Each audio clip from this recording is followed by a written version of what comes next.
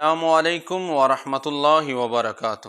دوستو، آج ہم بات کریں گے ایک اہم سوال پر کہ رمضان کے مہینے میں کیا اپنی بیوی کے ساتھ ہم بستری کی اجازت ہے؟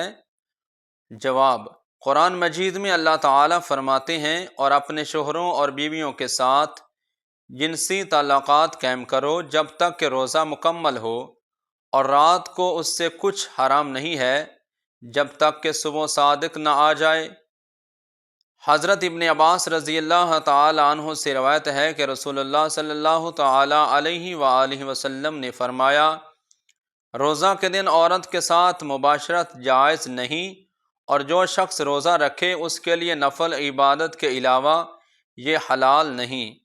تو دوستو، خلاصہ یہ ہے کہ دن میں ہم بستری نہیں، رات کے بعد افطاری کے بعد جائز ہے۔